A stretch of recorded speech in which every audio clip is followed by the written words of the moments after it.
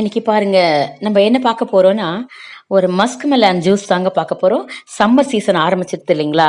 அதனால நம்ம குளு குளுன்னு நல்லா ஜூஸ் எல்லாம் போட்டு சாப்பிட ஆரம்பிச்சிரணும். நல்லா கூலா என்னென்ன இருக்கோ அதெல்லாம் சேர்த்துக்க ஆரம்பிச்சிரணும். ரொம்ப ஹாட்டா இருக்கு இல்லைங்களா? அதனால இன்னைக்கு நம்ம மஸ்க் மெலன் ஜூஸ் போடலாங்க.